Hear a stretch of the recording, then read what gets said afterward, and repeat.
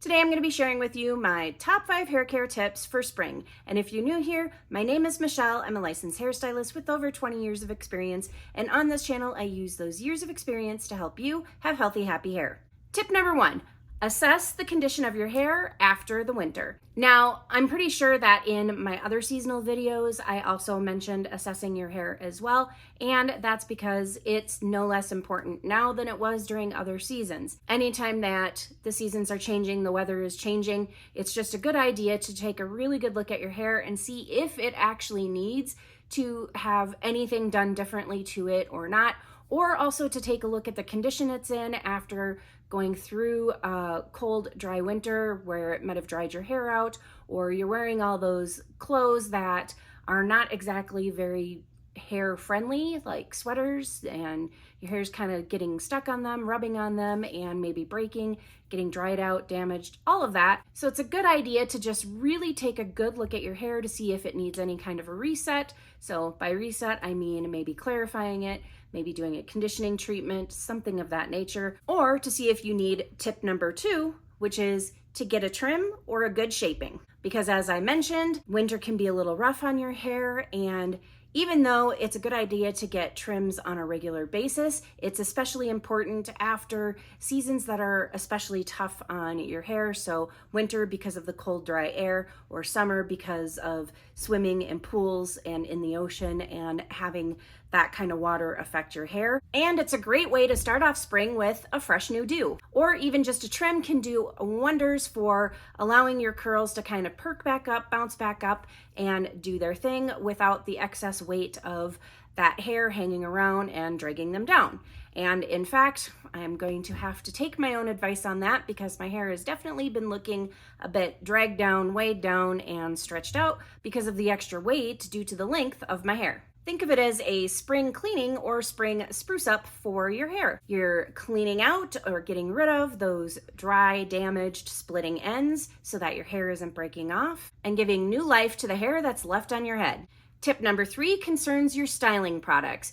You might have to change styling products, but before you do, try cocktailing your products to see if that might actually work better than going out and getting all new products. And if you're not sure what cocktailing is, I did a video about it right up here. But essentially, cocktailing is mixing products together in your hand and then applying it to your hair. So for example, in areas where the humidity is starting to go up, you could mix a serum in with the gel in your hand and apply it to your hair, which is going to help create a little bit of an extra barrier against that humidity. Or you can do vice versa, where you add a little teeny tiny amount of gel to your serum when you're scrunching out the crunch, which is going to give your hair a little extra hold and a little extra frizz control.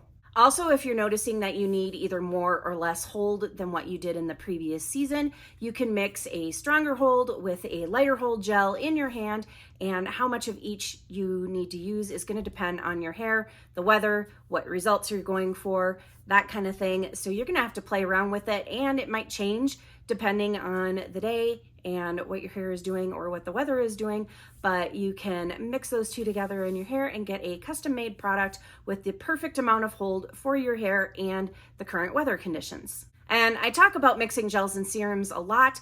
That is probably one of my favorite cocktailing combinations. However, you can absolutely mix other types of products together too. So for example, with conditioners, if your hair is needing a little bit more moisture or a little less moisture, you can combine 2 different conditioners to get the right amount of both protein and moisturizing ingredients that your hair needs. Another great product for cocktailing is going to be foams, just because they are kind of light and airy and not quite as dense as a mousse. So it's going to be very easy to mix the 2 in your hand.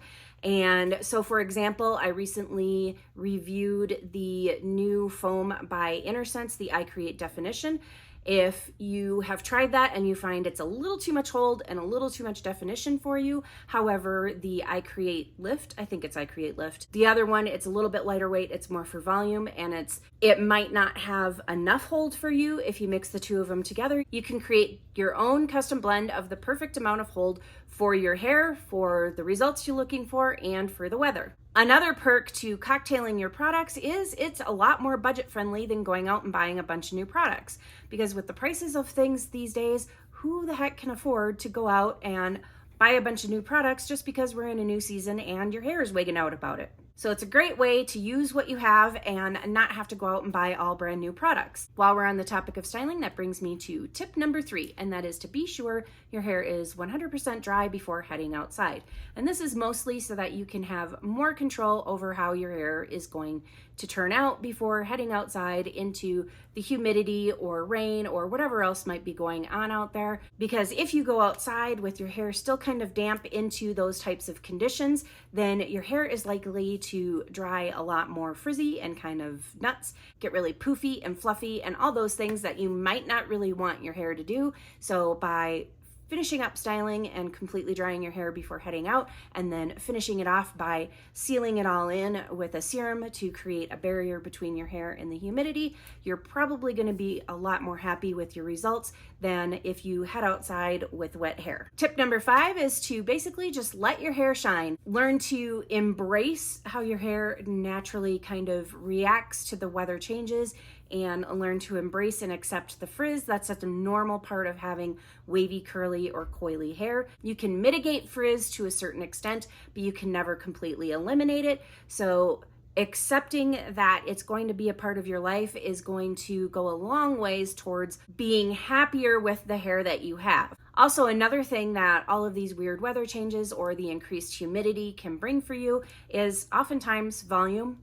It can also really help to kind of perk up those curls and shrink up your hair, make it a little bit bouncier. And if your hair is driving you absolutely bonkers and you're having none of it, this is the perfect opportunity to try some cute new hairstyles. I definitely recommend using claw clips because they're really easy to use. It doesn't take very long at all to have a completely different style, or to be able to just clip it back on one side or the other, or both, or in the back, or even all of it up. It's very quick, it's very easy, and I do have a video right here showing some styles with claw clips and how quick and easy it is if you're looking for some inspiration and some ideas. And one of the benefits of using claw clips is that they're pretty gentle on the hair. They don't pull it really super tight, so you're not having to worry about causing any sort of traction alopecia by pulling your hair a little too tight or a little too slicked. Or you could add a cute new hat, which also has the added benefit of shielding both your hair and your skin from the sun's UV rays. And that's going to conclude my 5 tips for spring curls and also end the seasonal series. If you missed the rest of them, I do have a playlist right up here in case you want to check those out. Hopefully you found this video helpful. If you like this video, please go ahead and hit that thumbs up. And as always, thank you for watching, and I'll see you in the next video.